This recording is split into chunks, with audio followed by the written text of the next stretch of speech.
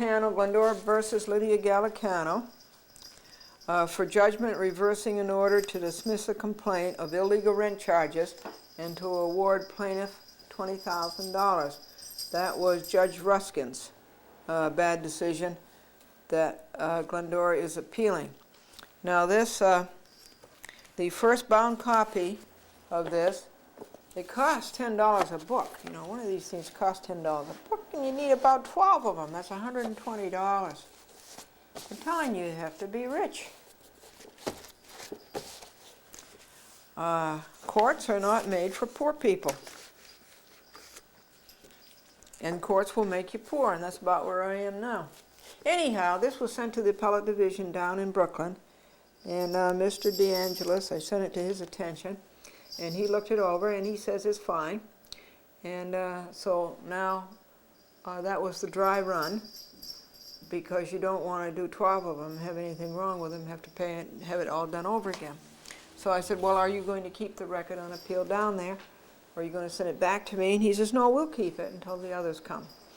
Now, on that same matter, after you've done the record on appeal, you have to do the brief, the appellant's brief. And that has started. Okay, here's the title page, the appellant's brief. This is against Judge Ruskin, and this is the statement as to all of the motions and everything, and the dates of those motions and the decisions and everything else. And then you have a table of contents, and so there, that's done. I only make 8 points. And then you have a preliminary statement, and then you have the questions involved. So that's how that's coming on. That's Lydia Gallicano, illegal rent, Judge Ruskin, appellant's brief. Now, the only other thing that happened on Lydia Gallicano is this. On Wednesday, September 8th, we filed this notice of appeal, and this notice of appeal is against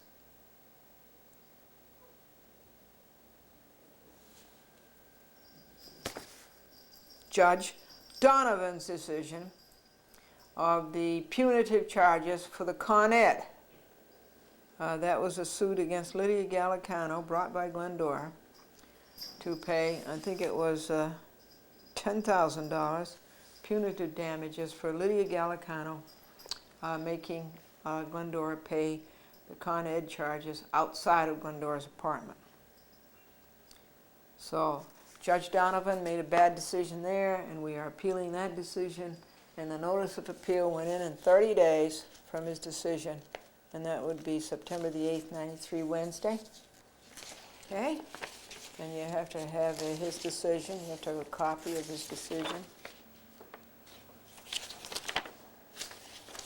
And you have to have a request for appellate intervention. That's eventually going to cost $250, but you have to go to Brooklyn to get that.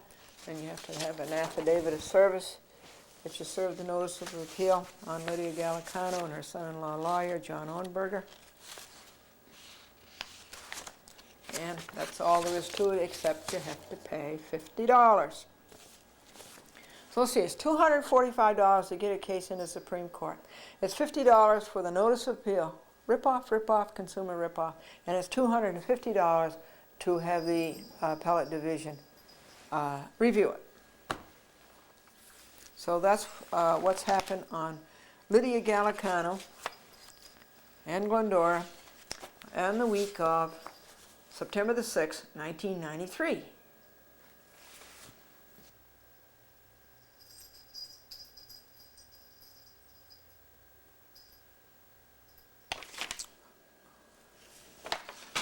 Hi there, everybody. Here's the update on Glendora versus Walsh, Alpucci, and Larkin, 21 Greenridge Avenue. What happened on 9/6/93 week, September the 6th, 1993 week, mailing number 24, on September the 6th, 1993, Monday, Labor Day. It is 3:30 p.m. and it has been a day of peace. Glendora finished reading about the citizen's arrest and talking to the arrested person to the police, and about taking the arrested person to the police. And taking the arrested person to the police and then to court, and the accusatory instrument.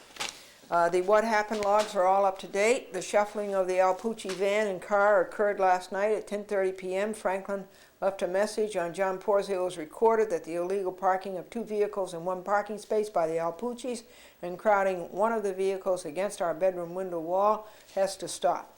An hour later, Glendora left a message on Porzio's recorder urging him to come over to the property and see this madness for himself. 3:30 p.m., get the log master ready to print and post. It was done at 3:50 p.m., 20 minutes, now what? The envelopes. 4:09 p.m., the envelopes are done, 20 minutes, now what? Close it out. 4:15 p.m., we spent an hour and a half on Labor Day, and we still had peace. The Walsh family has been gone Friday, Saturday, and Sunday. Noah said to the 2 snakes, "Go forth and multiply." And the snakes said, "We can't, we're adders." September the 17th, cut. September 7th, 93, Tuesday, Glendora mailed the wall number 23. It went out for 29 cents a piece. It was a day of peace. Glendora called the detectives. Older Alpucci's son, that would be Theo, broke the car window on the Alpucci Pontiac. That's his 3rd window that we've seen him break. Candy discovered it and screamed and shouted. It was something about a BB gun. Kevin Larkin helped the older Alpucci clean up the glass. Glendora felt sorry for all of them. That is the 3rd window the older Alpucci has broken that we have witnessed. The cellar window with a hockey ball at Christmas, our south window bedroom, and now the Alpucci Pontiac window. He said to Brian, "When they come home, I'll be dead." But it was a day of peace. September the 8th, 1993, Wednesday, 1 hour today on Wall. We reviewed the harassment and negligence law, talked a long time to the detective sergeant. Has it been a day of peace today so far? 2:30 p.m. The fluorescent light in the cellar by our bin was broken into dozens of pieces on the floor. Mary Ann discovered it. It is too dark down there now. Marilyn, whenever I'm down in the dumps, I buy clothes. And another woman said to the woman next to her, "I always wondered where she got them." September the 9th, 1993, Thursdays. Somebody put a letter under our door at 3:15 p.m. At 3:20 p.m. it was gone. At 8 p.m. Mr. and Mrs. Alpucci and 2 sons came home. No harassment and peace. For the 10th, 1993, Friday, there was no law breaking until 7:23 p.m. when Glendora exited her home by the front door, and James Walsh had to break the peace, taunting Glendora. "There is no need of this. We have a right to egress and entrance without harassment." And that would be harassment number what? 248 or something? We have to go back and look. But that was the first one this week. The noisy Alpucci van makes our bedroom window vibrate and the wall vibrate. The law breaking is crowding 2 vehicles into 1 parking space in such a big van. Every morning Mr. Alpucci does this, a half hour reviewing the obscene language of Candy Alpucci twice on videotape and that of her sister to show my lawyer for intentional tort. At least Daniel Walsh and Roberta Walsh, when they encounter Glendora in the yard or the hall, do not harass, except the last time Roberta Thursday night, September 2nd night, 7:25 p.m. Somebody knocked over the southwest corner rock.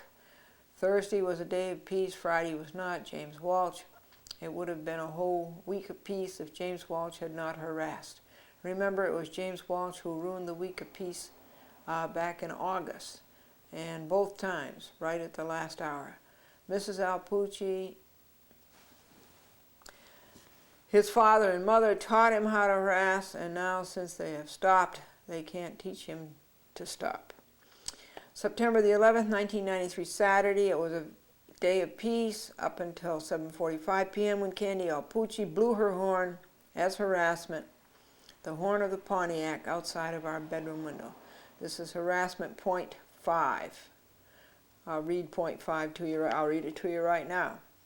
A person is guilty of the offense of harassment when he engages in a course of conduct or repeatedly commits acts which alarm or seriously annoy another person and which serve no legitimate purpose. Glendora reviewed the criminal code, 15 pages, 2 hours today on Walsh, Larkin, and Alpucci. We called the police on this harassment. It's very interesting. The policeman, his name is McCormick. It's Officer 136, I believe. He came and he says, well, I can't do anything. I didn't hear the horn. I said, I did. I will arrest her. I'll make a citizen's arrest, and I want to put her in your custody. And as soon as he heard that, he went right out the front door. I don't know, we got to find out what's going on with these people. Glendora was not going to send out a mailing of what happened tomorrow, but Candy Alpucci and James Walsh make it necessary. These violations have to be reported and circulated. This also means that a what happened log will have to go out next week too, because of the police report Candy Alpucci caused last night that will not be available until Tuesday. And these logs have to go out on Monday.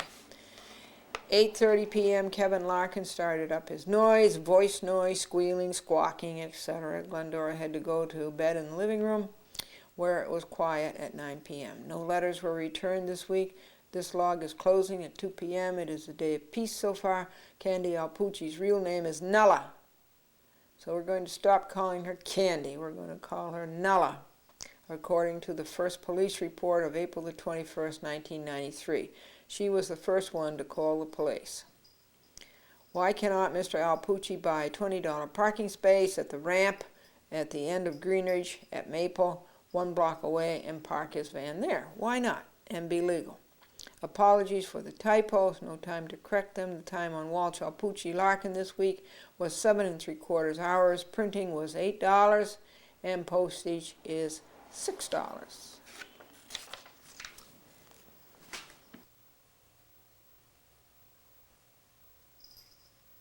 6 o'clock. This is September 12th, and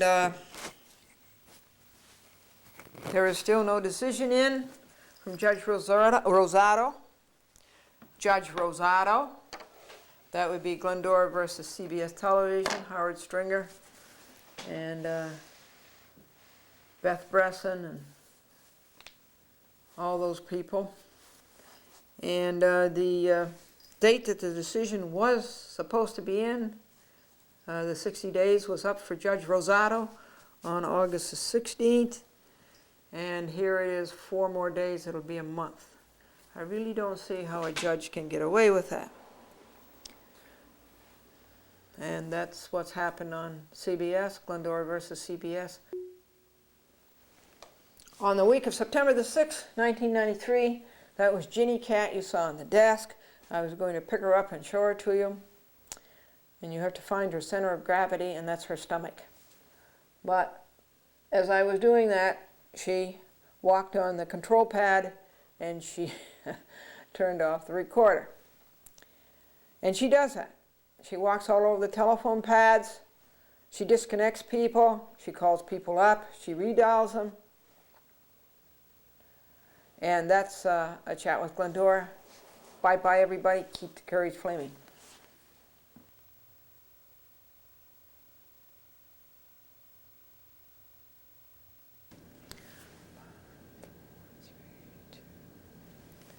So this is what happened on Glendora versus Scott Lord, Jeffrey Barnes, and Jan Stahl, and others on the week of September the 13th, 1993.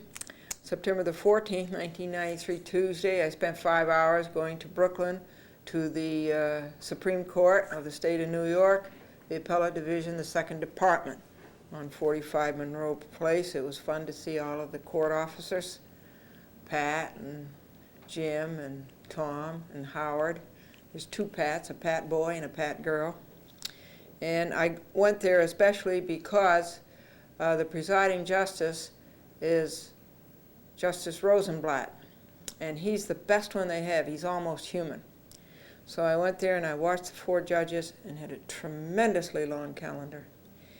And Judge Rosenblatt, not being a senior judge, won't be presiding for some time now. So I made a special effort in 5 hours just to see all that. And I saw all the clerks. I saw Arnold Edmond, and I saw Mr. DeAngelis, and I saw Mr. Gallo, and I saw John. No, John was on vacation. And I saw Ralph. Then in the afternoon, I went down Adams Street from Clark and Court Street, Cadman Plaza, and down Adams until I came to the Brooklyn-Queens Expressway, and it's a straight shot. I went through Brooklyn and through Queens and into Nassau County and over the northern state to exit 36, Oyster Bay Road, where I had the misfortune of meeting Scott Lord 7 years ago.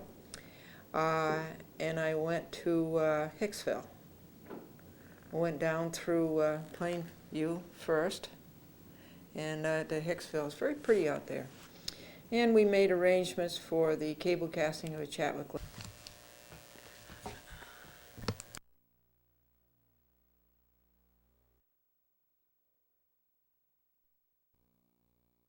local interests. And that was 5.5 hours. What else happened on Scott Lord, Glendora versus Scott Lord at all this week? We have heard nothing from Judge Fredman. Before Judge Fredman now is the O'Connell's motion that Glendora can't sue O'Connell without permission of the bankruptcy court, and Glendora's fight against that. Of course you can. Also before Judge Fredman is a conference. We requested a conference. And now, today, on September the 19th, going out tomorrow, September the 20th, is this motion, and it is a motion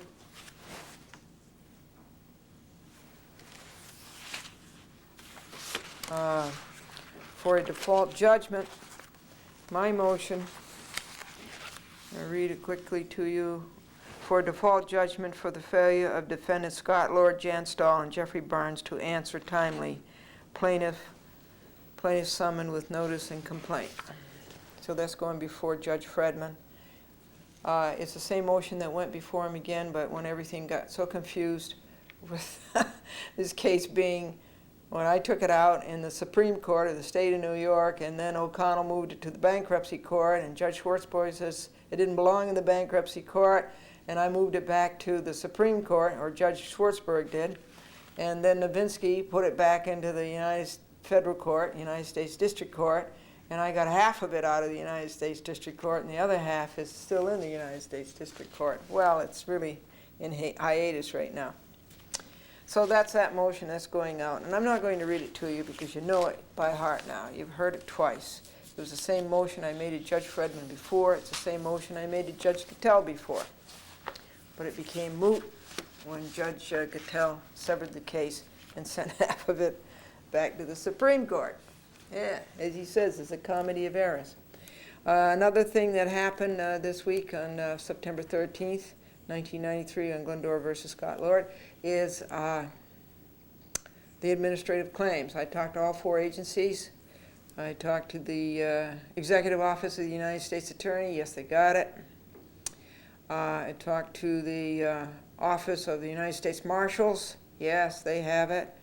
I talked to Martha Davis in the Office of the United States Trustees, Department of Justice. And then there's the judges. That's handled by Mr. Meckham, and that's in the Administrative Office of the United States Courts. All of these things are in Washington. And Mr. Lazar informed me that one agency would be taking all 4 cases and acting on all four administrative claims. And so, that's it for Glendora versus Scott Lord et al. On the week of September the 13th, 1993. And Bob says he diets religiously, and his mother-in-law says, yes, that means he doesn't eat during church. We had a 6-hour party at church today. Woo, that was a good party.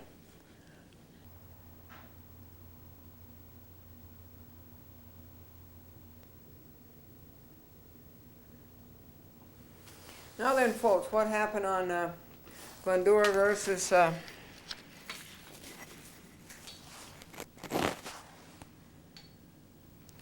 Now then, folks, what happened on Glendora versus Gannett Broder et al. On the week of September the 13th, 1993? Can you imagine? Their answer was due. You know, their answer to the notice The summons with notice and the complaint was due on September the 3rd. They finally got a so-called answer to me on September the 13th. Okay, I'll have to read you about that. I'll show that to you. It is straight from the stationery store. You've never seen anything like it. It's just a recitation, printed form, a recorded announcement, deny each and every allegation contained in paragraphs 1 of the complaint, and paragraph deny knowledge or information sufficient to form a belief as to the truth. You know, this all comes right out of the forms. Deny each and every allegation contained in paragraphs 3 through 15, and going through all of the paragraphs up through 27. That's how this whole so-called answer went. See, it's called an answer. See that? Answer. Ha! And it was 3 pages long, and it came from, of all people, Kalaji. You remember Kalaji? Kalaji was their lawyer on the libel suit that I brought against Gannett, Broder, etc. Well, and he's down on Park Avenue, and he lives in Rye. He lives in Rye, New York. He's on the library board in Rye. That's Robert M. Kalaji. So, I really shouldn't even have to answer it or acknowledge it to be on the safe side, and to also, to be honest, I really did acknowledge it. And I'm going to show you my affirmation in vehement opposition to the defendant's so-called answer, quote unquote, received by plaintiff 10 days late. And this is going to the United States District Court to Judge Broderick. And this was served on the 16th day of September 1993 by Franklin Buell. Point A, this so-called answer should have been in plaintiff's hands no later than September the 3rd. See plaintiff motion for default judgment served September the 8th, 1993, Wednesday. This so-called answer is not timely and should not be considered by the court. The court should not allow this paper as legal. Point B, Attorney Galaji gives no notice of appearance that he is the lawyer for these defendants. Gannett to Polson. Nobody. He doesn't say that he's the lawyer for these defendants. Point C, defendants deny paragraphs 1 through 34, indeed, every paragraph of plaintiff's complaint, but they give no argument as to why, nor any proof as to why they are not guilty. There is nothing here to convince us plaintiff's complaint is not so. This so-called quote answer unquote does not suffice. Point D, this answer is written by a computer, not a person. It is second grade level. It shows no thought. It is not sufficient. The so-called answer is a recorded announcement. It is a stock answer and is like a second grader's answer. Point E, defendants deny the whole complaint when defendants' wrongs are a matter of 24-hour experience for anybody who lives in Westchester, Rockland, and Putnam counties. Point F, the postmark of this answer is September 9th, answer quote unquote. That is Thursday. How could it be until September 13th, Monday, getting to our Scarsdale mailbox? Plaintiff questions the postage meter date. Defendants made no attempt to serve plaintiff personally with this late answer, quote unquote, nor to serve plaintiff by certified mail or return receipt requested. This is suspect. Point G, defendants must have received the motion for default judgment September 10th and said, oops, we didn't answer timely. Let's get back the postage. Let's backdate the postage meter and try to get away with a September 9th service date. Point H, otherwise, they would have been more aggressive and answered with a motion to dismiss instead of this weak-kneed, insipid, poor paper. Point I, and that stockholders are paying for this. The stockholders have to pay for this kind of thing that they sent out from Park Avenue and called an answer. Defendants are wrong that plaintiff's complaint fails to state a claim upon which relief may be granted. The claim is antitrust. The relief is $600,000 damages. Point J. Personal jurisdiction is quote unquote is the cop-out when defendants have no defense and cannot win on the merits. Defendants did not serve this so-called quote-unquote answer personally upon Glendora. Point K. Service was proper and defendant's struggle for a squirm out is embarrassing. All defendants received the summons with notice and complaint, and plaintiff has already presented proof of this, the 7 green cards, to the court. This hedging helps plaintiff. Defendants have no defense.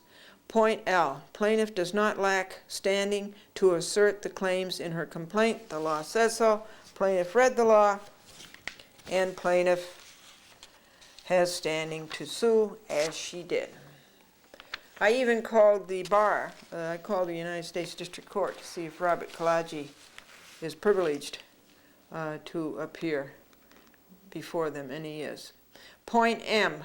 It is a disgrace to invoke the grand and lofty First Amendment and try to hide like a corporate shield behind freedom of the press when Gannett has shamefully abused freedom of the press, all of its miserable Fourth Estate life. Point N. Plaintiff, too, is protected by the First Amendment of the United States Constitution. This invocation by defendants is bizarre to the extreme. Point O. The only bit of substance in defendant's paper is the envelope, which is impressively thick.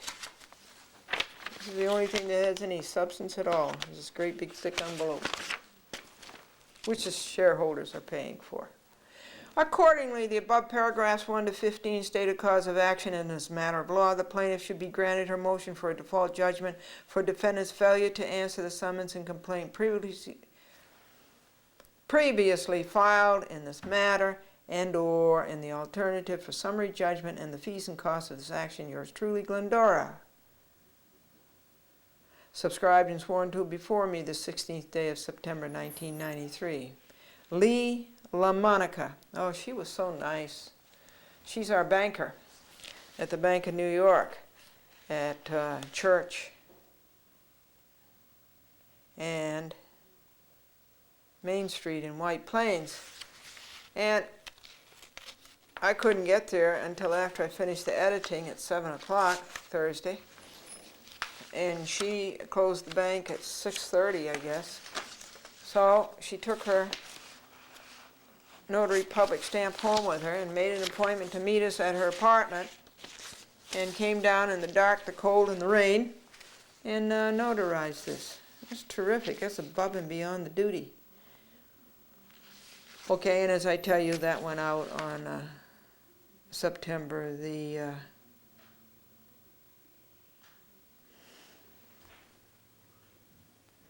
16th. That went out on September the 16th, 1993, Thursday, the day that I edited, and I didn't do editing on this. I edited for 3 hours on Glendora versus Scott Lord, chapters 12, and a lot of chapter 13. Hoffman has given so many lame-brained excuses and obvious dodges for not printing my second letter to the editor about Gannett forcing Panda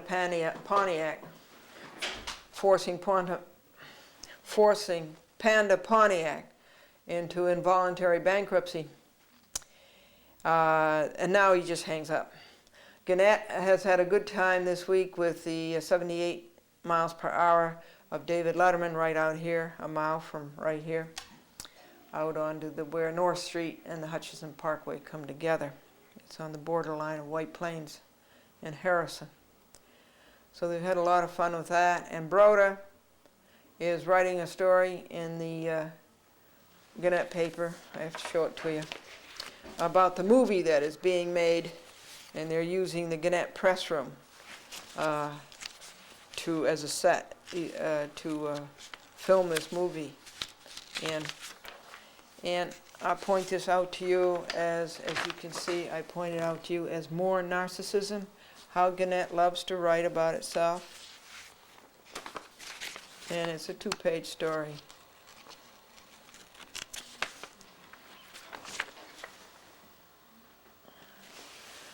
So that is the week to date, September the 13th, 1993, on Glendora versus Gannett Broder et al. .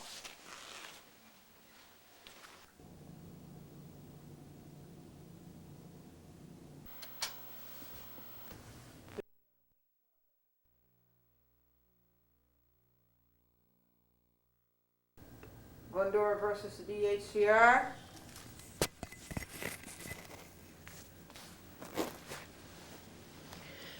The week of September the 13th, 1993, on Glendora versus the Division of Housing and Community Renewal. Nothing has happened, and I really mean nothing. August the 23rd, 1993, Judge Coppola was supposed to sign that order. But if he doesn't sign it, I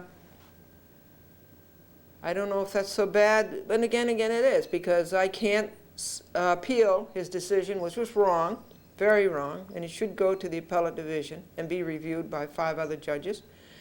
And I cannot appeal that until I receive a copy of the order signed and a notice of entry, with a written notice of entry. And as far as Glendora versus the William Street DHCR, Stephen Cohen and all those people, and Sanders and Abrams, the return date on that was September 15th. Their motion was in to dismiss. My motion, my cross motion was in to dismiss their motion and to award me the, what was it? Was it $50,000, something? And so Judge Coppola has 60 days to make his decision. So the decision on that should be in by November 15th. And did you hear about the Army diet? The Army diet, everything you eat goes to the front.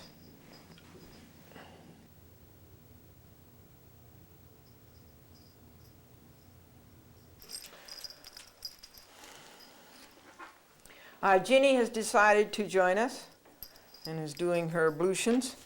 What happened on Glendora versus Lydia Gallicano et al.? The appellate division, when I was down there Tuesday, September the 14th, said that my record on appeal is fine. Here it is.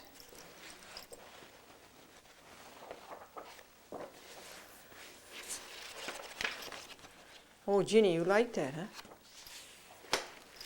And so they said that's fine, and they said that they preferred that I would keep it because they don't have that much filing space down there. They really do only have about 3 great big filing cabinets.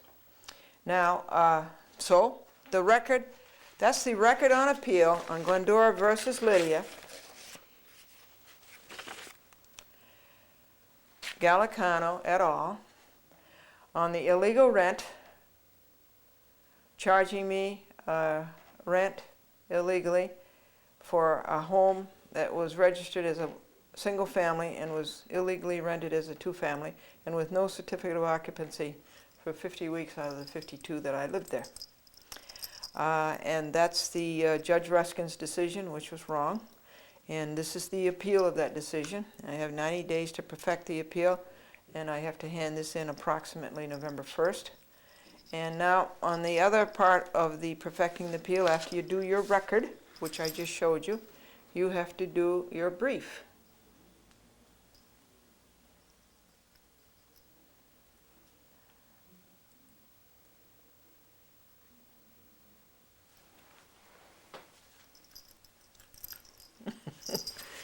And the brief is coming along very well, folks. This is the week of September the 13th, 1993.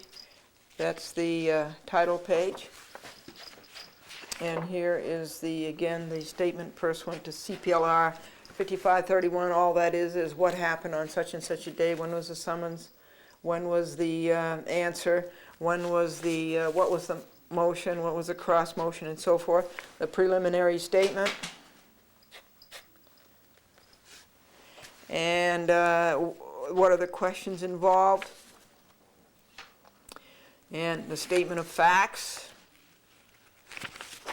That would just be the history of the whole altercation, the whole dispute. And then the next thing is your arguments. You start your arguments, and you go through with your points. And I have only 8 points. And everything that I asked the building department of White Plains to do. Now it turns out that the building department of White Plains is making public, and these are the very things that were going on at the time I complained to Amicone and Del Vecchio. White Plains starts cracking down on housing violations, how to report violations, building inspectors starting to get tough. See, this is all publicity, public relations, just for the election that's coming up in November. White Plains intensifies effort to fight illegal rooming houses. And the landlord has his day in court on the illegal rooming houses. And Del Vecchio sends out his contact, you know, the City Hall report, okay? And saying that illegal occupancies are dangerous dwelling units illegally converted to accommodate more people than they were originally designed for have not been inspected for safety. That's the very essence of the case that I brought against Lydia Gallicano at 40 Longview Avenue in White Plains. And so now they're trying to make themselves heroes and trying to dupe the public into thinking that they're doing their job. Now here's a whole page in Contact on illegal occupancy. We had a 6-hour party today at church, and Del Vecchio was there. And Del Vecchio said something in part of a joke that he was making, that maybe it was time for an administration change. It definitely is. There's something very wrong with the Del Vecchio administration. I first noticed it with the library system, the White Plains Library. And then, what else was the next thing that was crazy? Oh, the White Plains City Courts are really badly administered. Then I think the next thing was the building department, which you know a lot about because I told you about that, and I have a lawsuit against the building department. And then the next thing that was so bad about them was, let's see, the building department.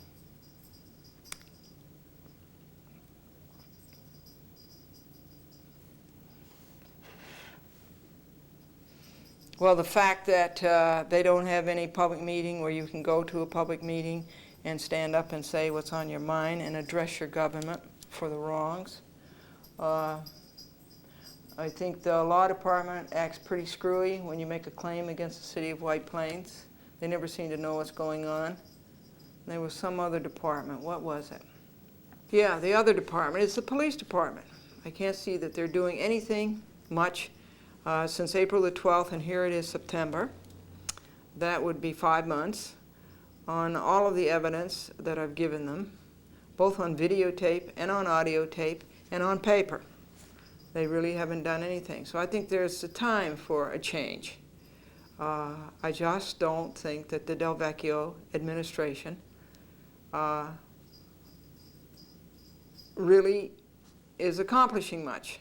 And I just don't think it's standing up and operating the way that it should. So I'm in favor of a change.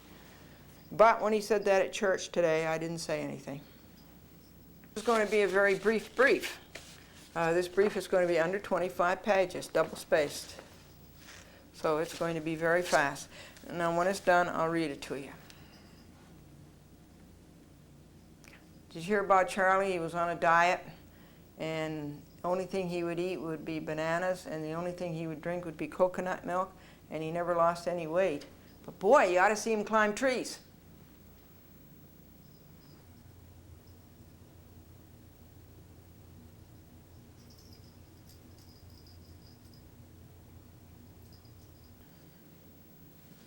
Okay, here's the what happened this week, the week of September 13th week, 1993, Glendora versus Walsh, Alpucci, and Larkin. What happened at 21 Greenridge Avenue on 9/13/93 Monday. Yesterday, Glendora videotaped what happened, number 24 for the TV program. That took a half an hour. 11 a.m., Glendora talked to John Porzio. Glendora told him it was a nice place to live. 5 p.m., Kevin Larkin and Theo Alpucci had invited 2 outsiders here and started the noisy ball playing on the lawn. Then they moved to the parking lot. Glendora videotaped it and was ready to call Larkin at the Harrison Police. The kids dispersed. 6:06 p.m. Nella, that's Candy Alpucci, blasted her Pontiac horn 4 times. Glendora can arrest her for this. Glendora read 5 pages on citizens' arrest, the rules, the law. Glendora interviewed Saul Walkler 8 days before he was arrested, and this was the day that Saul Walkler got 15 months in jail. The chief judge of the state of New York, the chief judge of the Court of Appeals, the highest court in the state of New York, is jailed for 15 months. Glendora interviewed Saul Walkler 8 days before he was arrested. He was on a chat with Glendora. It is very sad what happened. Sergeant Fitzsimmons will not say how many Glendora logs she has read. Glendora has an appointment with her lawyer September the 21st to review the fright laws and the evidence against Nella Alpucci, Roberta Walsh, Nella's sister, and Daniel Walsh. September the 14th, 93, Tuesday, Glendora is 5 hours in Brooklyn observing the Appellate Division, the Second Department, the Supreme Court of New York State. In the afternoon, she's 5.5 hours in Nassau County negotiating the telecasting of her program there. It starts September 24th in prime time. The Walsh Alpucci Larkin lawbreaking will not be seen in Nassau County, but will be seen in Westchester. 2 cable TV systems, 23 towns. And we voted. 2 people at the voting booth acted very badly. They were there, put there by the Board of Elections, and they got into an altercation. These are the 2 people who worked there, about somebody who came in and voted 3 times. As the politician says, vote early and vote often. And it was really rather unseemly for a Board of Elections. That was at Greenridge Avenue in Rutherford. That should never have been. September the 15th, I'm trying to get in touch with Lloyd King and tell him. 9:15, 93 Wednesday, Nella, Candy Alpucci, went by our south bedroom window and said, "Good morning," a bad word, face. I will not repeat the word. And this is what, harassment 260 or 270? We said nothing before this, during this, and after this. Franklin is a witness. 8:45 a.m., Glendora left a message on John Porzio's recorder. 2:50 p.m., Glendora went out of the 95-degree heat and humidity for fresh air. Kevin James Walsh and the Chinese boy came down the street from school. They began taunting. James Walsh said to Glendora, "Yes," and he's only about in 6th grade. And Glendora had said nothing to any of them. Glendora went into the front door. James Walsh went after her. James Walsh said, "Crumb." Then James Walsh said, "Stupid," and a very, very bad word. Now this is very sad, I think. That would be harassment. Number 271 will say, "This is so sad that a mother and a father would contaminate a youth with such language."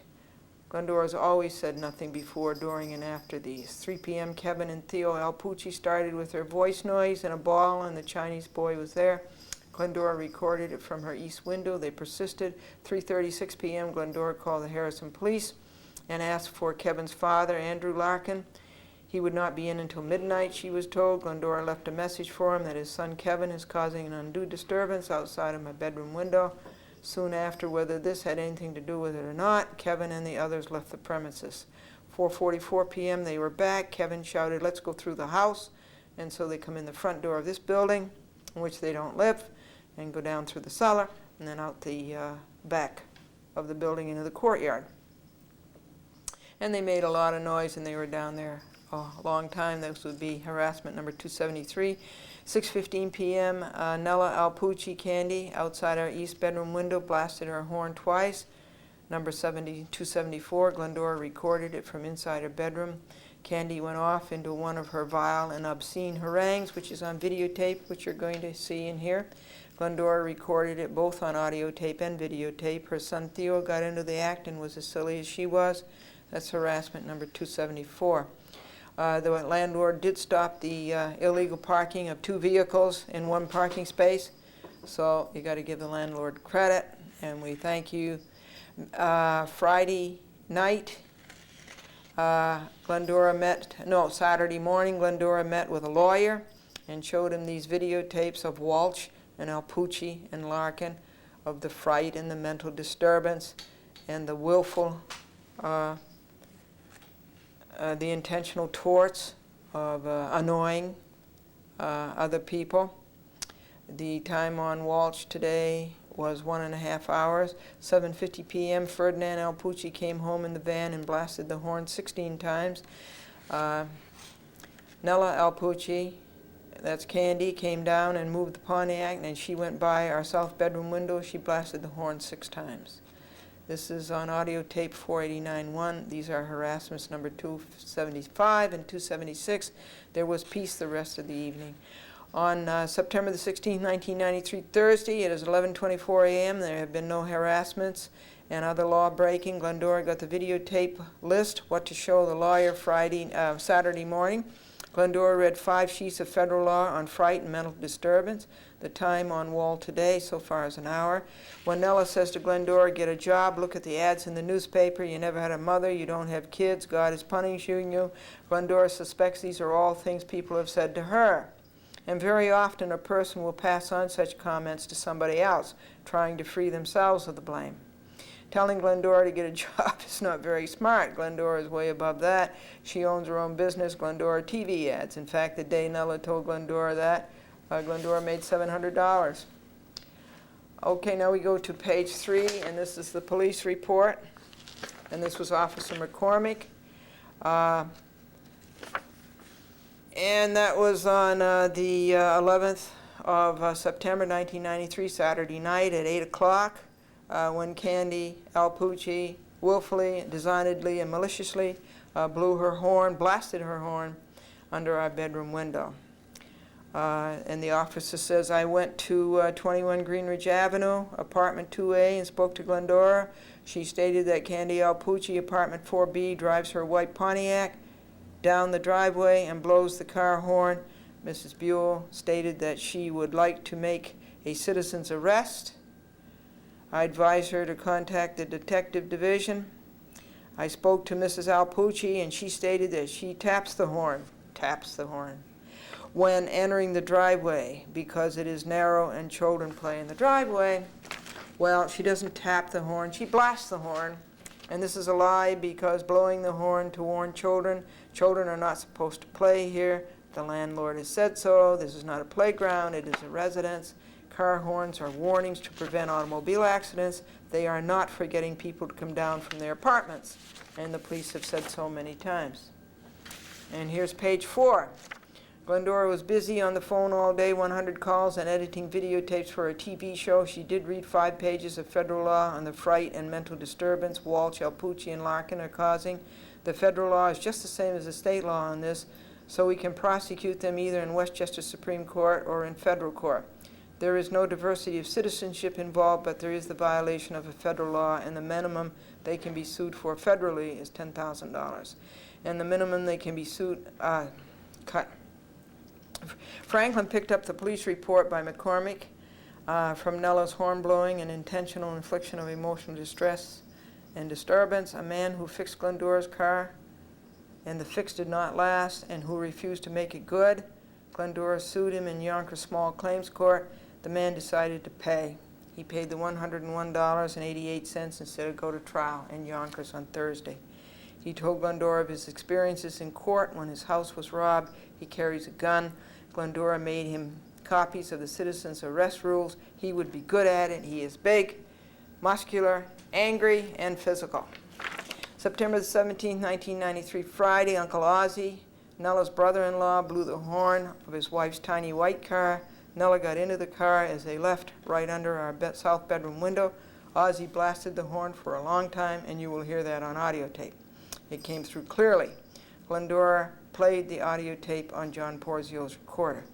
10 a.m., Sergeant Fitzsimmons said she had read all of Glendora's mailings on Walsh, Alpucci, and Larkin. The videotapes are next.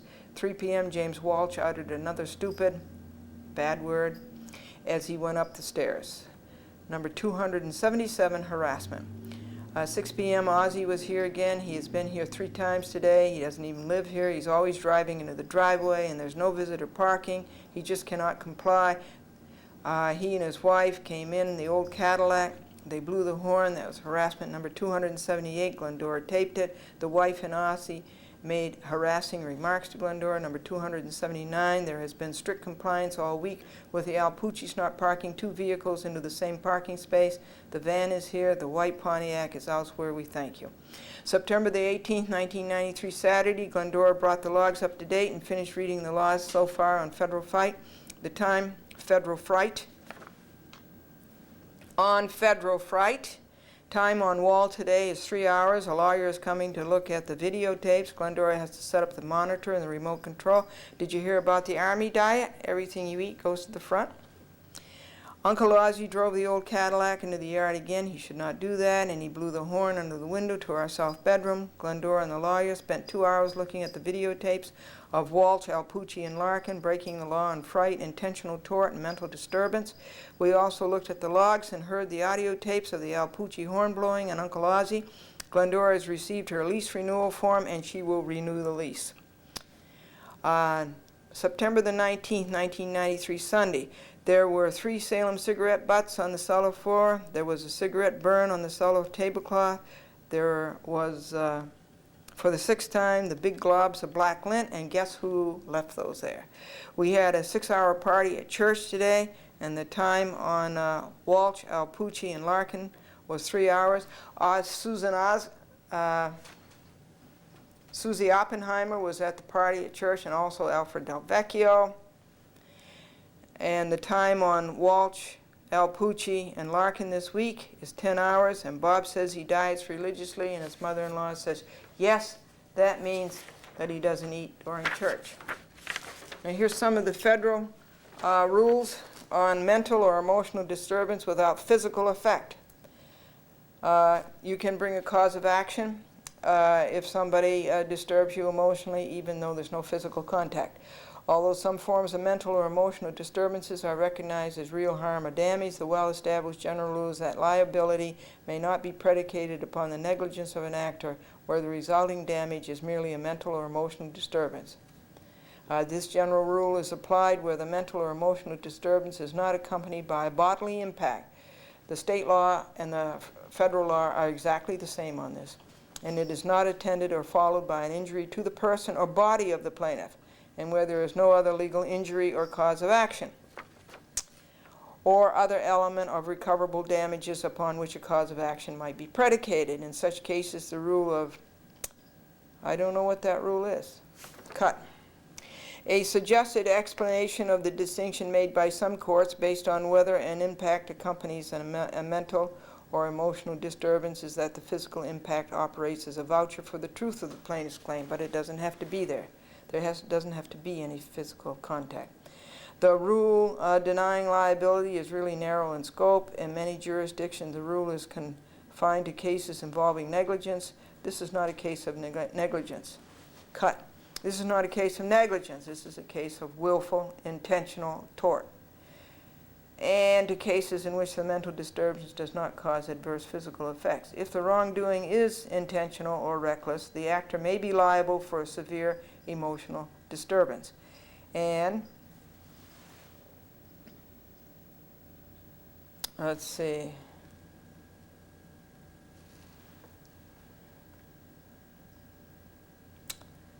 The almost universal view is that an actor is liable for a severe mental disturbance which he causes intentionally, or where the wrongful act or act constituting negligence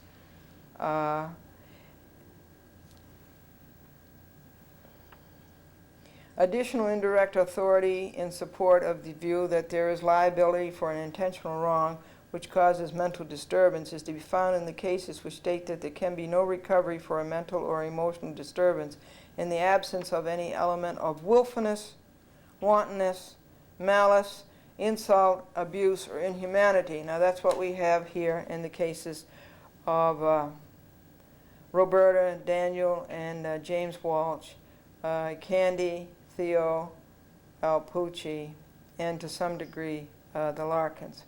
We have willfulness, wantonness, malice, insult, abuse, and inhumanity. Some authorities in defining the intentional tort impose certain limitations or prescribe certain elements, such as that the actor must be guilty of extreme and outrageous conduct. Well, that's certainly true. And that the conduct must cause severe emotional distress. The more common applications of the rules concerning mental disturbances caused by intentional torts may be found in connection with the discussion of disturbing utterances such as threats, insulting and humiliating language. We certainly had all of those, and the mental effects of an assault. Okay, intent as an element of liability. Obviously, the rule imposing liability for an intentional wrong which causes mental distress applies where the act is done with an intent to cause mental distress. That's what's going on here. But the majority view is that if an act is willful, wanton, or reckless, it may be actionable even though there is no intention to injure, where there is a high degree of probability that the act will cause a mental disturbance. It is similarly stated that if an intention to produce mental anguish is an essential element of a cause of action, the intention is to be ascertained by an objective test, and that an actor must be presumed to have intended the reasonable consequences of his acts. Well, that's all true here. But in one jurisdiction, it has been said that there must be an intent to cause severe emotional distress, and that there is no liability for gross negligence or recklessness. That's right. It's not a case of negligence. It is a case of malice and willfulness and design to cause mental disturbance. That's what all the horn blowing is. So those are the federal rules, and as you can see, those are just like the state rules, or the law, I should say. They're more than rules.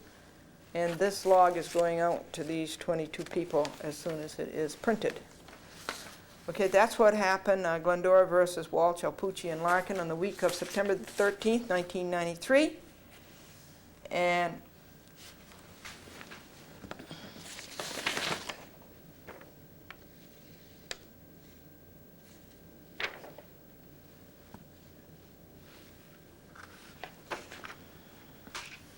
so did you hear about the fat woman? She got on one of these computerized scales that talks to you, and she got on, and the scale said, please, one at a time. Who stepped on one of these computerized scales that talks to you, that has a voice, and the scale, when the woman got on, the scale said, please, one at a time.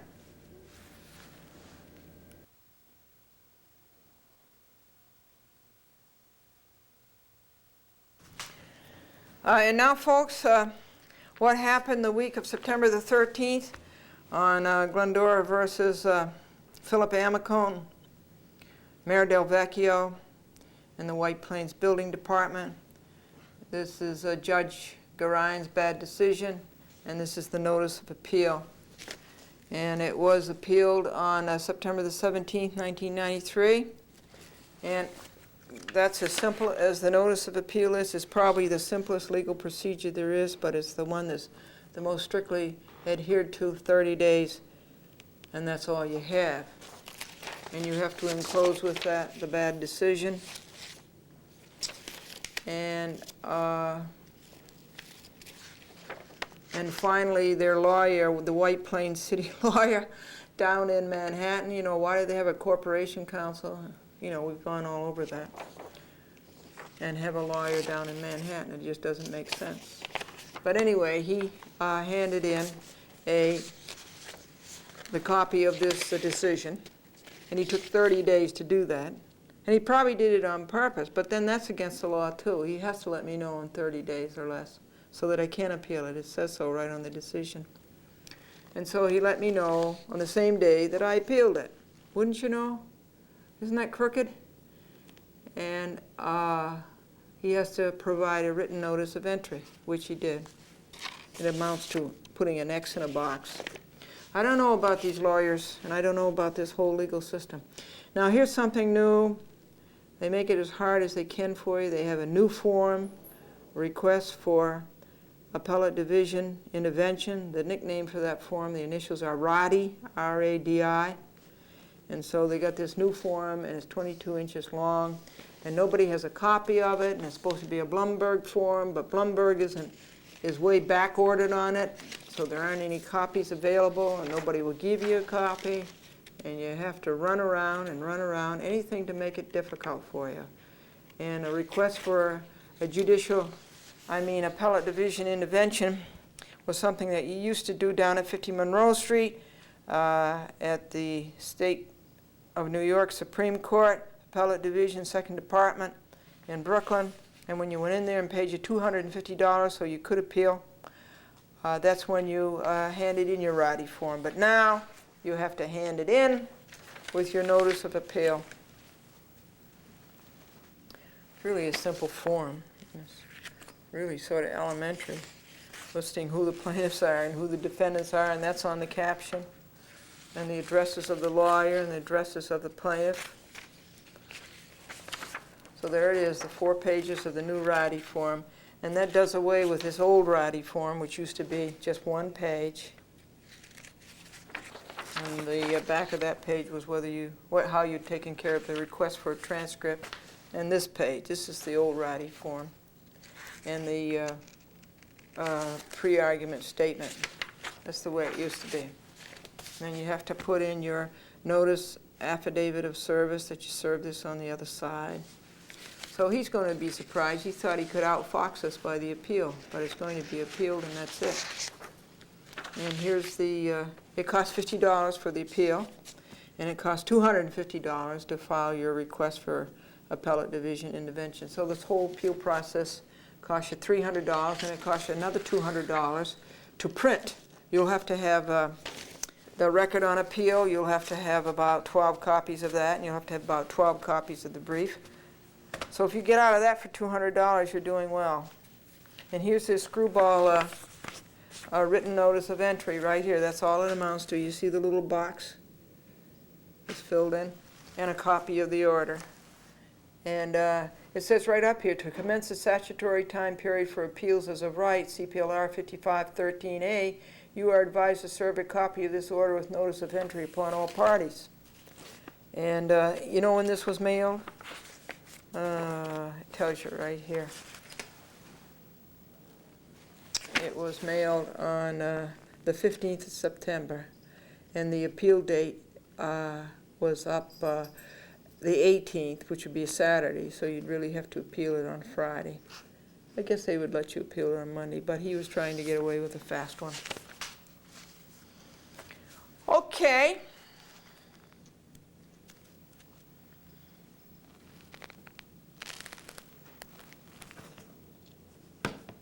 Marilyn is what you call a light eater. As soon as it gets light, she starts to eat.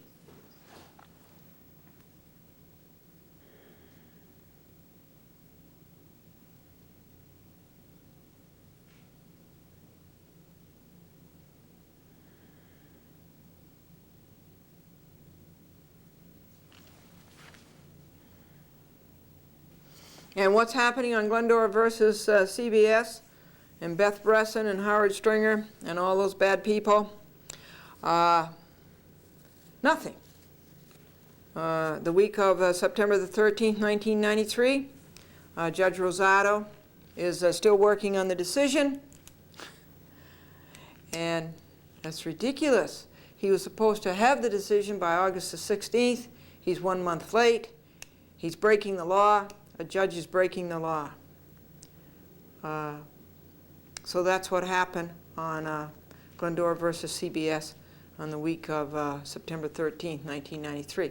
I've got the CBS annual report. It's very, not the annual. I've got the CBS second quarter report, and it's very interesting. But here's what if you buy CBS stock, you know what you get?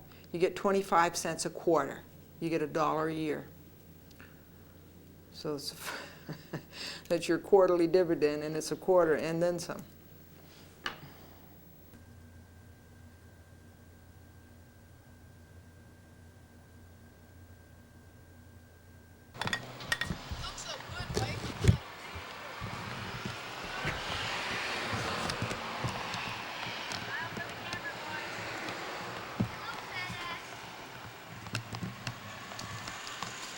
You hear this, Franklin? What did you just hear?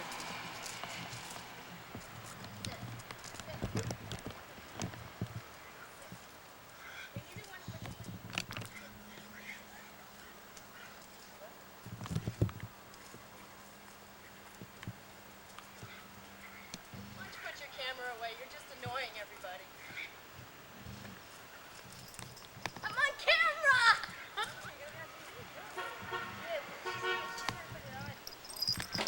Can you stop sending those annoying letters to us, please?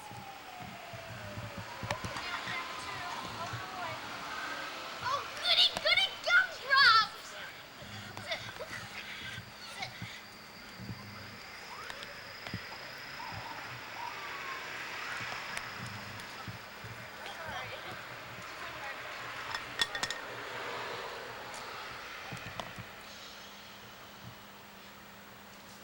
Franklin? Okay, call 422-6111. Okay?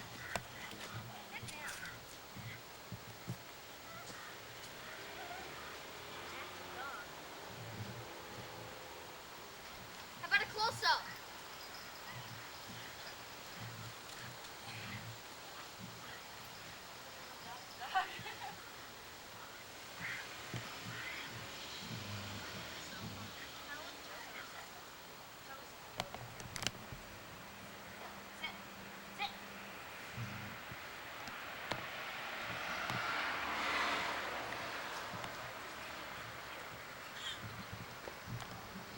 Hello! Canadians!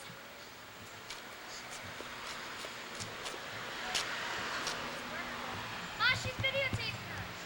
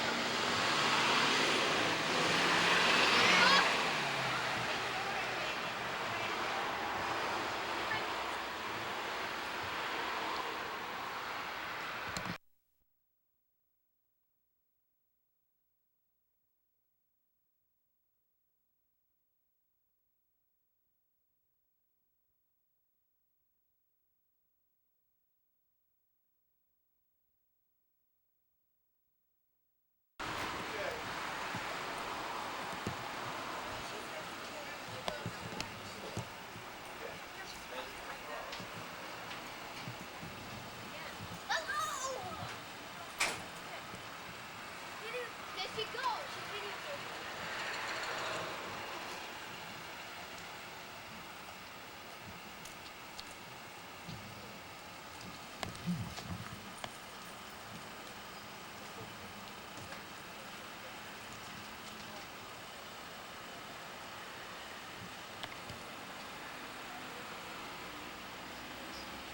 What's the time, please?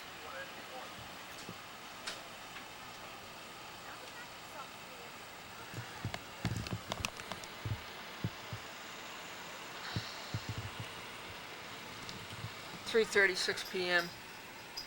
September 24th, 93, Friday.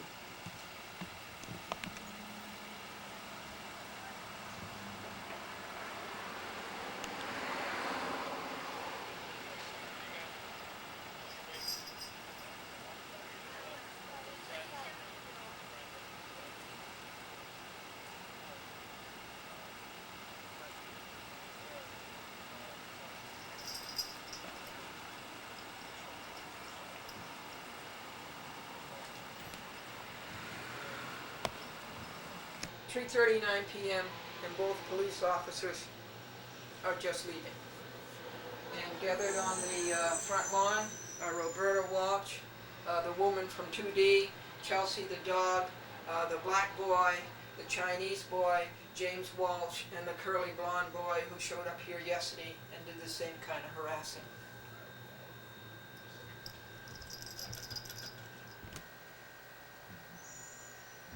That brat blonde boy with the curly hair, the one who's scooching, just came up and jumped and put his hand in our window.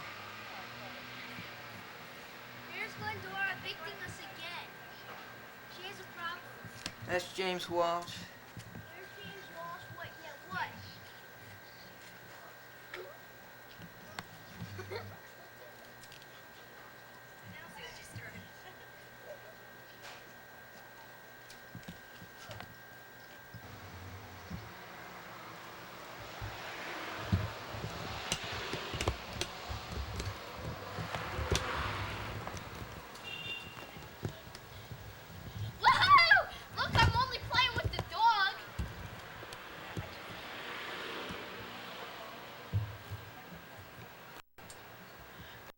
Roberta Walsh, and this is the woman who lives in 2D, who moved in with the man, and that's James Walsh. And the time is 3:46 p.m., September 24, 1993, Friday.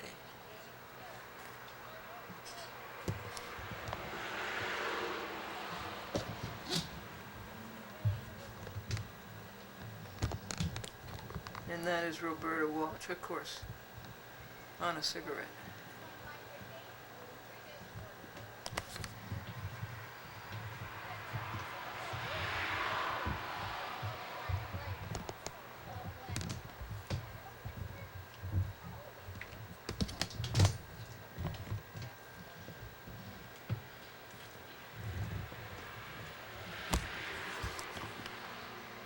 What to me?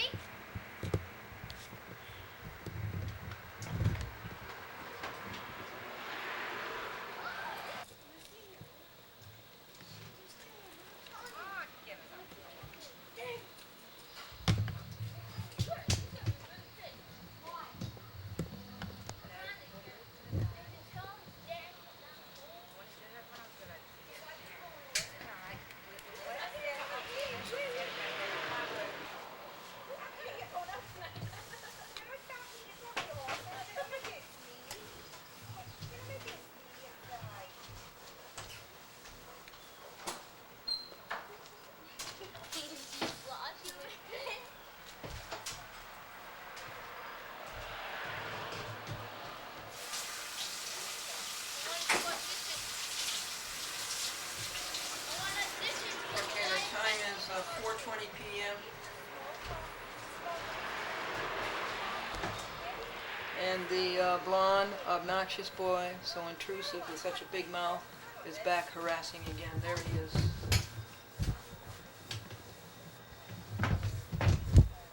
Okay, we're waiting for the police, second court. Intent to annoy and intent to alarm by this obnoxious boy who doesn't even live here.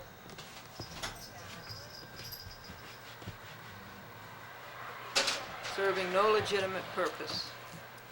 Uh-huh. Diet Pepsi. Take 3. You've got the right one, baby. Uh-huh. Is this clear enough, or didn't you get this in focus? I mean, can you read This is Roberta Can you Walsh, the read woman it? who lives in 2D, and this brat boy who doesn't live here at all. And the time is Go in and make your dinner. 4:23 p.m. That's Roberta Walsh. Lives in 3A. Lives in 3A. Okay, this harassment has gone on now for 2 hours. The date is September 24, 93, Friday. I guess it's time to call the police. Diet Pepsi commercial. Take 7. You got the right one, baby. Uh-huh. Diet Pepsi. Diet Pepsi. The drink with the best. Exactly like. This black boy doesn't live here. He's here every afternoon practically, harassing. The Chinese boy doesn't live here. He's Got here the right every one, afternoon, baby. Uh-huh. harassing. Uh-huh. Diet Pepsi. Just like Ray Charles. I'm his understudy. Chinese boy. Sugar-free, very low sodium. Nutrition information per service. Serving size, 8 ounces. Servings per container, 2 ounces.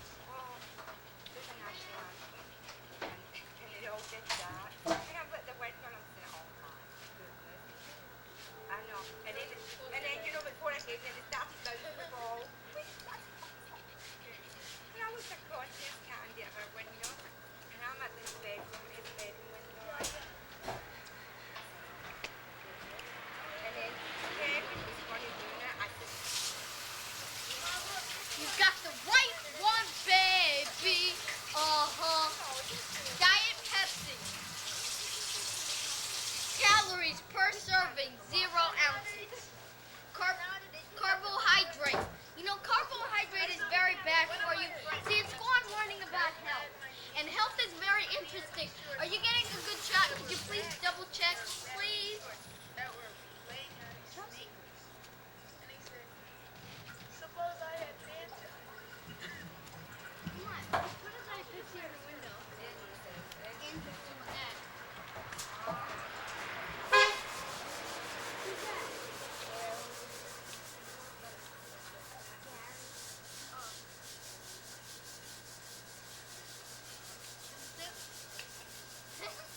Oh, God.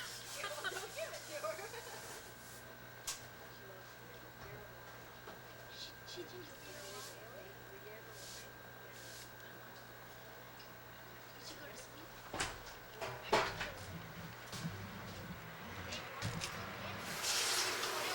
Can we get her drunk? Which is the nice thing. Hey, whatever your name is, wants to die Pepsi? I'm in and out of an alcoholic drink. Oh man, now I gotta put Time is 4:24 p.m. I just called the police again. Hey, Friday, September 23rd, 1993, Friday. September 24, 1993, Friday.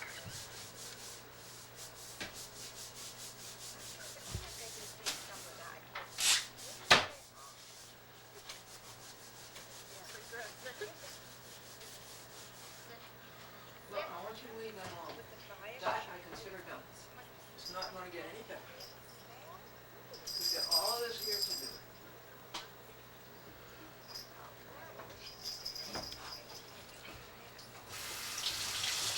And I want to thank you for all your comfort about this.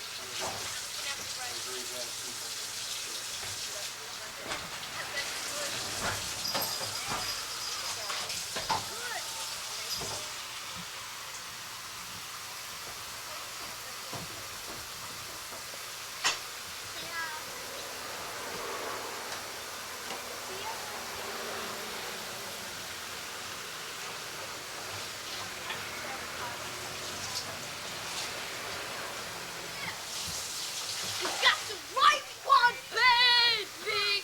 Uh-huh!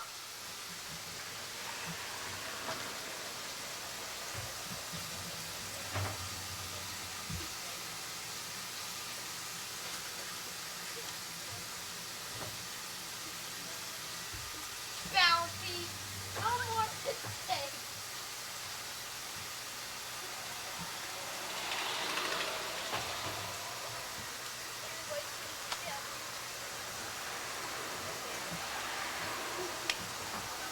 He just spit on the sidewalk. 100%. He just went into our front hall.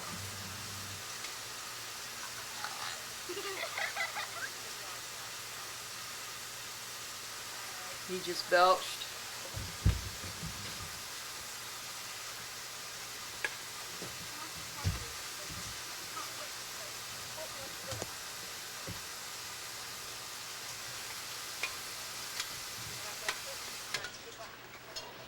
I said to Sam, By the baby, and I back to back.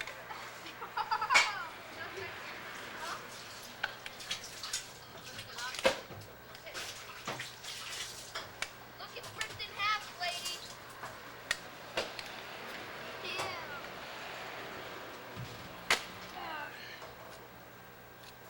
boy doesn't even live here.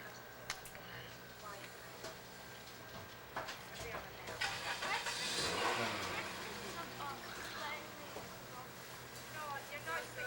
You get through both practice tomorrow, and then you're gonna wait with your father.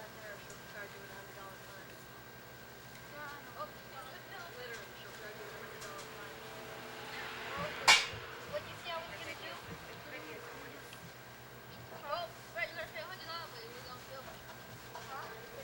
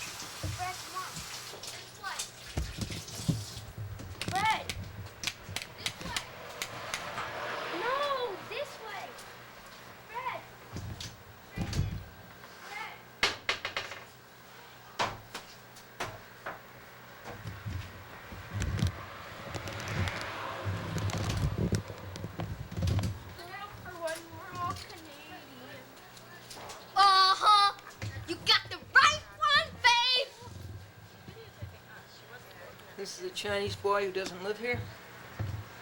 He's here every afternoon causing trouble.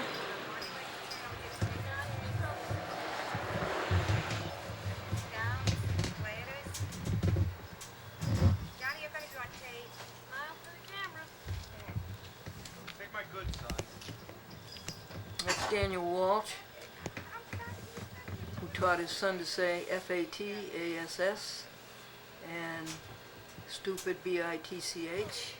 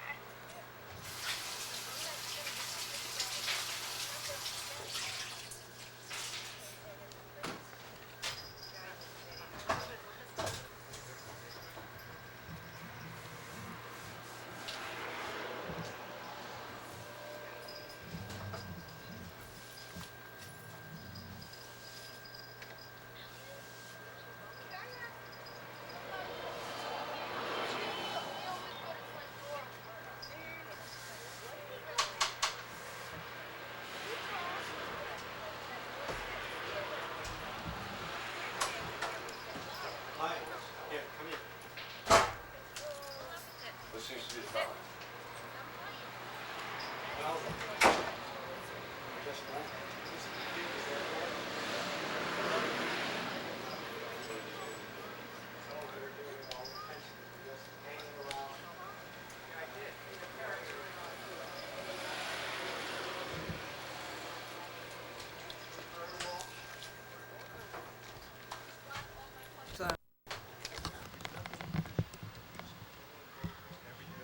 What is the time, please? What is the time, please?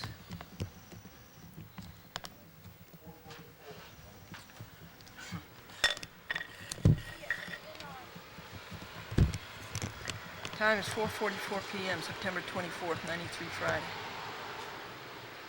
This was all started by James Walsh when he came home from school at 2:50 p.m.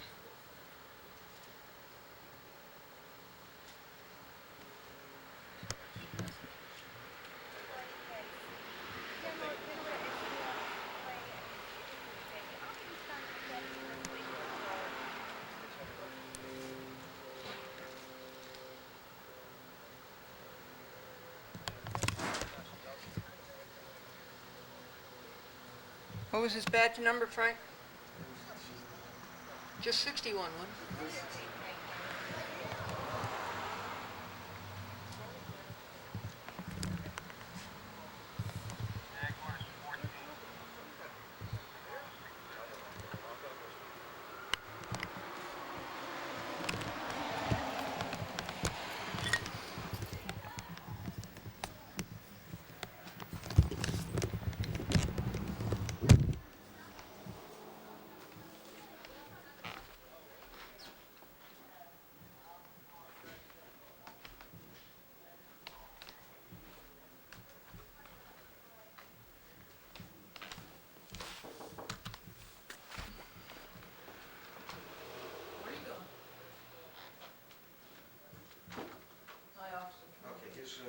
story. The kids have a right to play over there. They told me that they're not gonna bother you at all, okay? Well, that's what they tell you, yeah. Okay, all All right, right, let me hear your story. okay. I told them what's going on here. They're gonna try to comply with your wishes, okay? If I have to come back here and I can't find any evidence of anything going on like this, okay, then things are gonna get turned around, okay? The only thing, they're gonna try to leave you alone, okay? They don't want any problems. Oh, they've said that to every officer who's come here, and they go right afterwards. Well, and the they idea is, do you it. know, here it is, it's Friday night, we're gonna have a very busy night, we can't keep coming back here for this. So they don't want to stay around, you say? I think they're still there. Well, no, that's their right to be there. Yes. It's Yeah, their right. But If they it's their start- right to harass. No, that's different, then they cross the line. Coming up to the window, I told them, I said, you're on the tape, I said, I saw you, she has you cold in accents, okay? Knock it off and stay away, okay? They said that they would, okay? They would not do that anymore. I told them that they're not gonna bother you anymore, that's, because otherwise you're not gonna be able to live here if you keep on doing this, Well, I'm going to live here. okay? They may not live here, but I'm living here. All right, well, no, it's just one of these things that, it's just gotta come to an end sometime. Dad, do you see It's those just gonna three make it kids worse. moving? You see those three kids moving? No, I don't see them moving. They- An hour and a half up to 2 hours.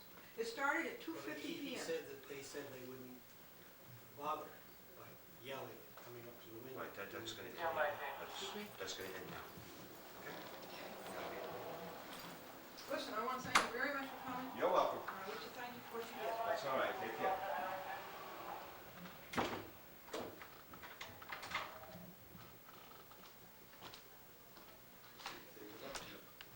They never have before. No. They've always said that before, and they never have before. 4:49 p.m. September 24th, 93 Friday.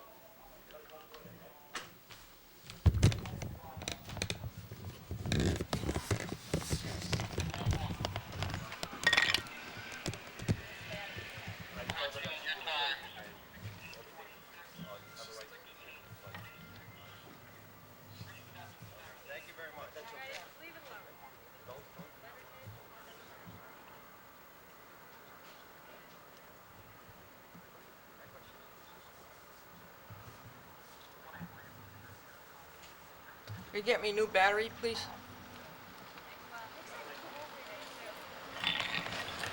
The officer's leaving now.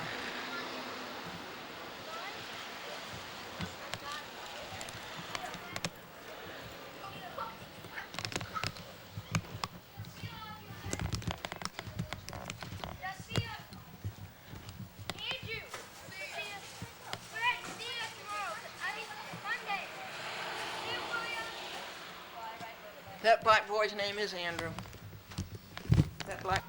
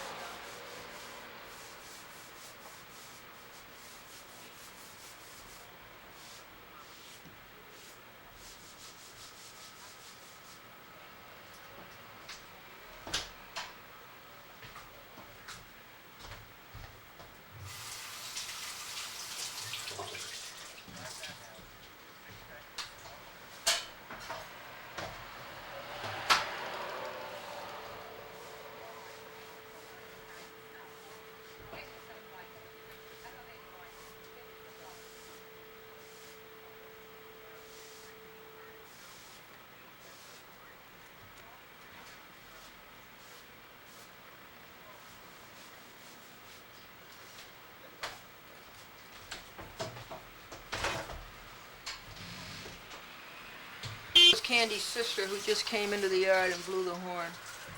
I'm gonna go over and see the officer. Keep this going, please. What? Yes, okay.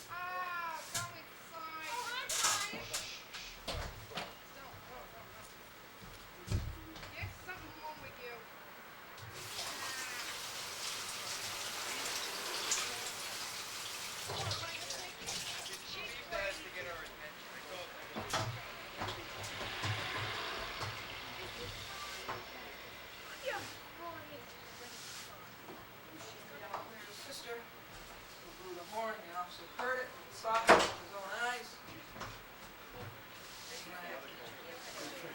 She said, "Hi, Brian." What did you say his name was? Oh, you, Hinty? Houston, Unit, U-N-T-I-S. U-N-T-I. U-S-T-I-N, Houston, U-S-T-I-N, Again, please? U-S-T-I-N. Good for you. U-S-T-I-N. Houston.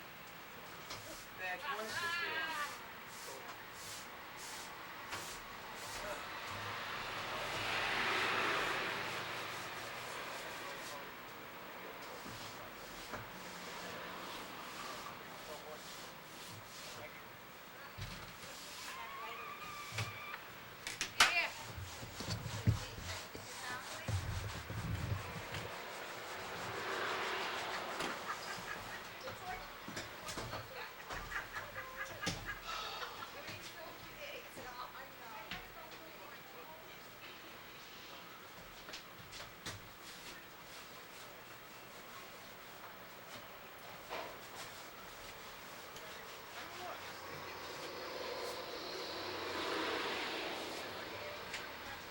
Yes.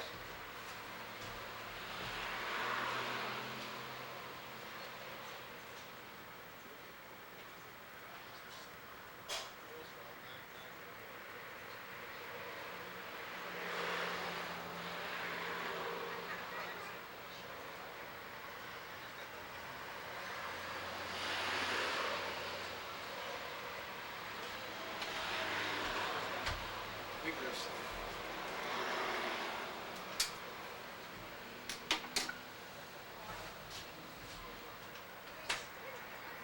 You all done? All right, I'm going to draw a line here. We're not doing that.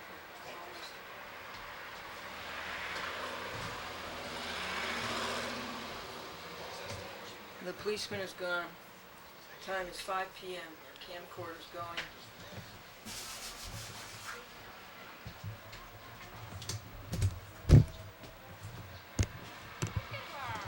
I'm here. Here.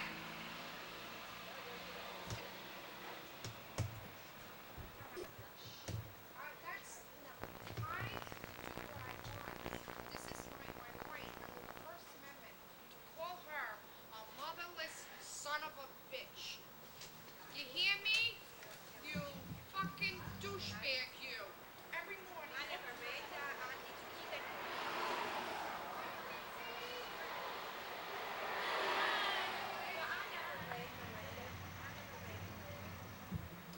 I mean, I made fine time tonight. You're gonna hear my mouth. They're putting on twice a week.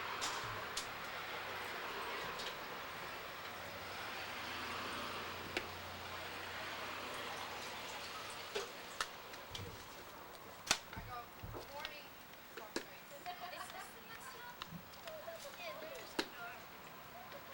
Okay, that's Kevin Walsh.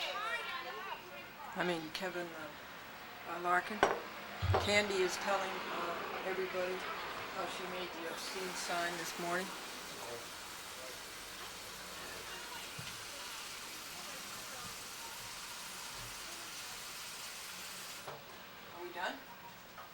You said we are, yeah.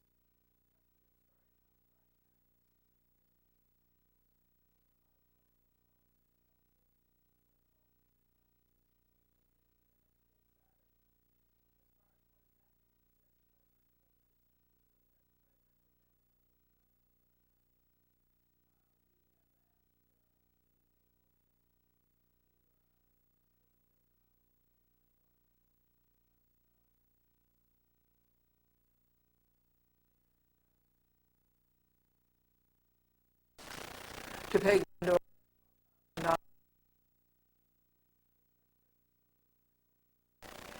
And we've also made a motion before Judge Friedman, excuse me, Judge Friedman. Judge Friedman is in the White Plains City Court. Judge Friedman, we made a motion to him, motion for default judgment against Scott Lord and Jeffrey Barnes and Jan Stahl for having not answered timely the summons with notice and the complaint. What else is going on? Thursday, Glendora edited Scott Lord programs, number 13, chapter 13 and chapter 14. That was 4 hours.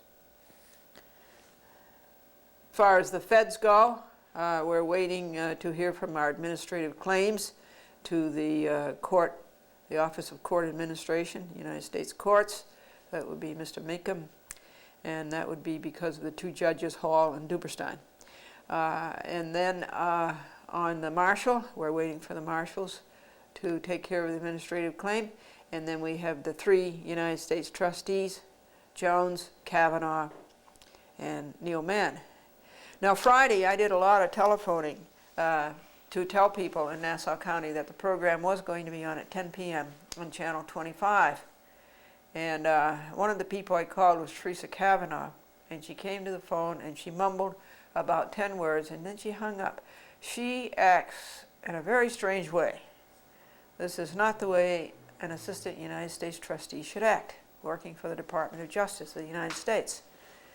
So I had to call back her secretary, and I had to ask the secretary to tell her that the programs on Glendora versus Scott Lord et al. Would be starting on Friday night at 10 p.m. on Channel 25. Total time on Scott Lord et al. This week was 6 hours and 3/4. Now, do we get out a mailing? Not this week, but we certainly should the week after next, because this log, as what has happened day by day, is already 9 pages. So maybe along next weekend, which would be September the, no it won't, it'll be October the 3rd. We'll have to get out another mailing. And that's all for what happened on Scott Lord. And did you hear the today's joke? John says, I see spots before my eyes. And his friend said, Ted, well, did you see a doctor? And John says, no, just spots. Take care, everybody, and keep the courage flaming.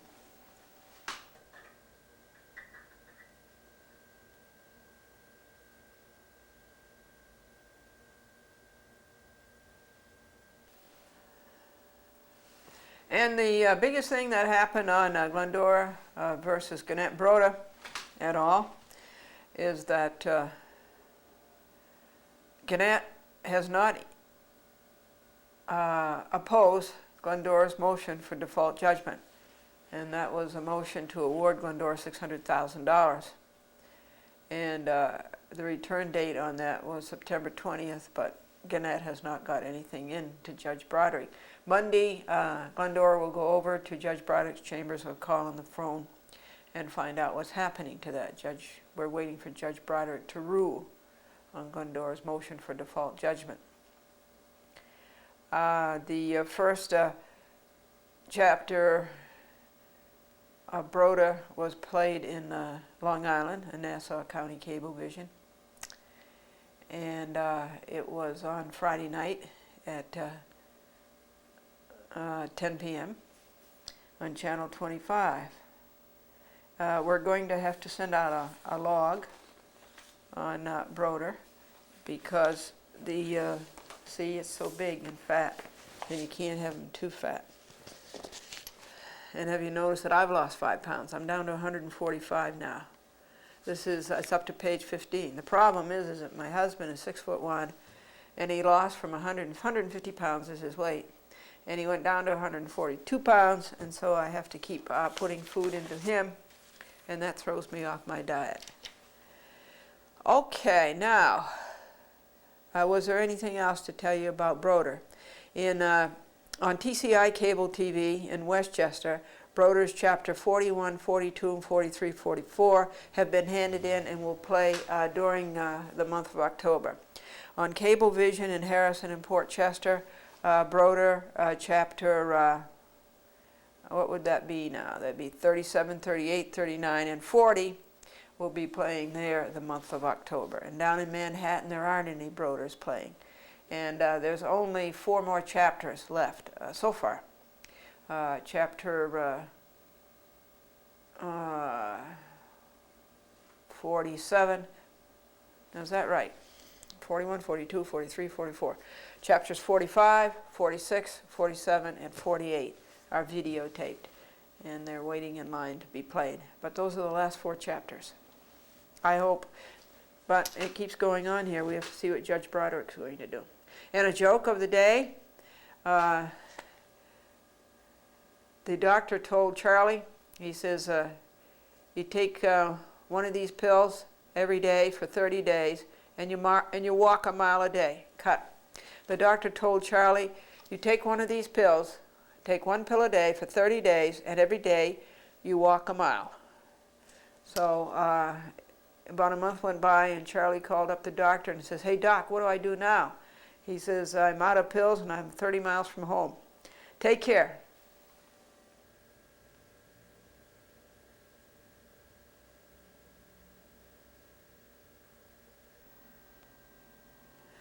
On Glendora versus the William Street DHCR and the other DHCR, and Governor Cuomo and Angelo Ponte and all of those, Judge Coppola has not ruled, rather has not signed the order for, Judge Coppola has not signed the order that he was supposed to sign on August the 23rd, and here it is September the 26th. Then on the William Street DHCR and Stephen Cohen and all those people, the motion that Glendora made for the $50,000 and to dismiss Abrams' motion to dismiss Glendora's complaint. The return date on that was September 15th, so Judge Coppola has until October 15th, November 15th to do that. And here is that case of the policeman who killed the doctor in Mount Vernon. And here's a picture of Judge Colabella going there to Mount Vernon to see the scene. And now, what's going on here? Because every judge that I've ever seen admonishes a jury never to visit the scene of the action. You don't go there. I always wondered why they did that, but everyone has. And here's the judge. And in this case, there was no jury. The judge is making the decision. Why is he going to the scene of the crime. Urban Renewal Agency to receive 2.4 million payment from state. Commissioner Angelo Aponte of New York State Division of Housing and Community Renewal has informed Edward Steinberg, Executive Director of the White Plains Urban Renewal Agency, that the state will make a final payment to the agency of $2,382,680. That payment had been in question since March of 1993, when lower-level personnel in the DHCR had indicated that the payment would not be made. Now, isn't that typically DHCR? Isn't that just typically DHCR? After acquittal of detective and Dr. Slane, the police arrest the key prosecution witness. And, well, just let me read you a little bit. I saw this car coming up, the prosecution witness says, and I was trying to move out of the street, he said. The closer I got to the curb, the faster the car came. So when I tried to get on the curb, the car sideswiped me and I fell into the sidewalk. Daniel said the men in the car shouted something to him about his mouth and drove away. The street was deserted and there were no witnesses, Daniel said. He suffered cuts on his face and body. Daniels called an ambulance for help and 3 police cars arrived before the ambulance. Daniel said he declined to cooperate with them. He didn't want their help. And the police said that Daniels used abusive language, made obscene gestures, blocked traffic, and made unreasonable noises. He was charged with disorderly conduct at 12:10 a.m. Wednesday. Daniel says, this is harassment against me by the Mount Vernon Police Department. Deputy Police Commissioner Ralph Fatigati denied the charge. Nobody but nobody is above the law. Daniels was arraigned before Judge John D. Blassie on Wednesday and released because he already had $1,000 bail posted on a pending arresting charge. Well, I tell you what, I agree with Daniels. I really do think that is police harassment because he testified against the cop who was acquitted of killing the doctor. Here's another log that has to go out. This one's up to page 15, I think. So we got to get this one out. Big news? I'll say there's big news. Did you know that this is the Tenants and Neighbors. This is the newspaper put out by the New York State Tenants and Neighborhood Association. And that, see the big one? See the big headline? Aponte bounced. Angelo Aponte, the worst housing commissioner, this is written by Michael McKee, in the history of New York State, has been forced to resign. Governor Mario Cuomo appointed Ponte commissioner of the New York State Division of Housing and Community Renewal in 1990 and later gave him the double plum appointment as state housing director. He was the 4th DHCR commissioner and 2nd housing director since Cuomo became governor 10 years ago. Well, what did I tell you, Judge Coppola? What did I tell you, Governor Cuomo?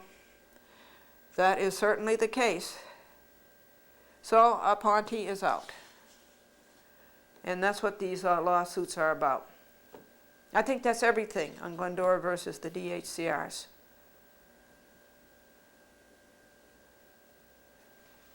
The doctor said to Peter, I can't do anything for you. Your sickness, your illness is hereditary. And Peter says, oh, well, in that case, send the bill to my father, please.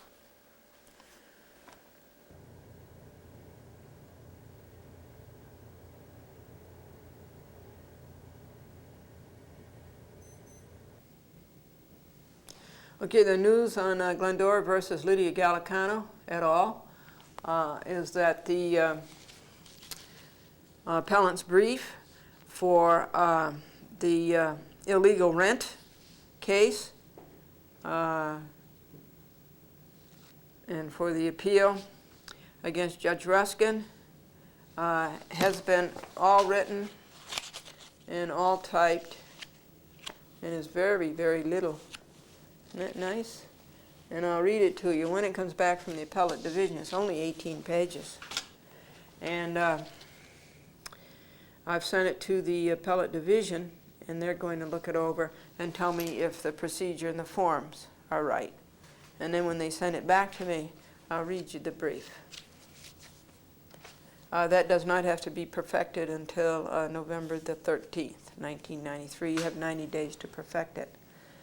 On the Glendora versus Lydia Gallicano et al., on the case of the punitive damages for Con Ed that went before Judge Donovan, the record on appeal for that is being got ready, being copied, and that so far it's only 100.